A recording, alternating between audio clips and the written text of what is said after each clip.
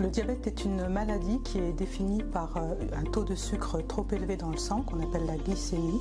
Et quand la glycémie est supérieure à 1,26 g, c'est une définition biologique. À 2 reprises, on peut dire que qu'on a un diabète. Le diabète est une pathologie non symptomatique. C'est bien le piège de cette maladie. On commence à avoir des symptômes du diabète seulement quand la glycémie est au-dessus de 2 grammes. Dans les symptômes, on a ce qu'on appelle un syndrome cardinal, c'est-à-dire un syndrome polyuropolydipsique et un amaigrissement. La polyuropolydipsie, c'est le fait de boire beaucoup et d'uriner beaucoup. Quand vous commencez à avoir ces symptômes et que vous maigrissez, il ne faut pas hésiter à aller voir votre médecin traitant pour faire une prise de sang et pour vérifier si vous avez du diabète.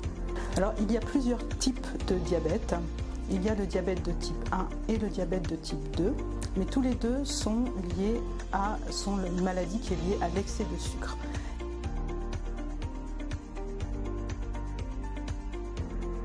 Les risques pour la santé sont liés à la fragilisation des artères par l'excès de sucre dans le sang. Il va cristalliser les vaisseaux et cet excès de sucre accumulé pendant des années va amener ce qu'on appelle les complications du diabète.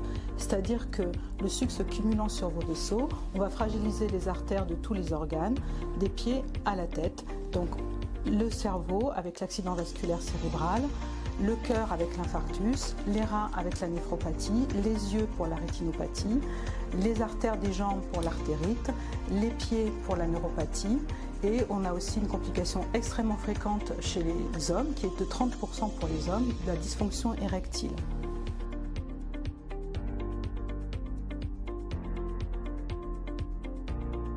Les traitements du diabète dépendent du type de diabète.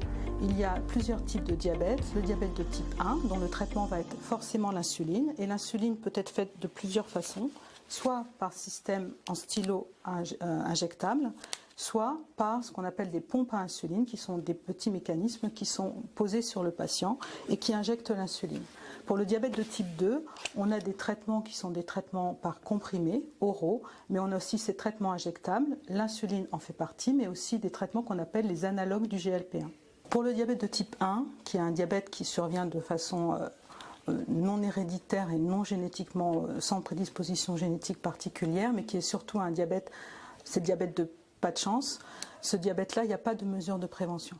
Pour le diabète de type 2, là on a des mesures de prévention puisque c'est un diabète qui est lié à l'obésité, sur un risque génétique qui va être défini par vos antécédents familiaux de diabète.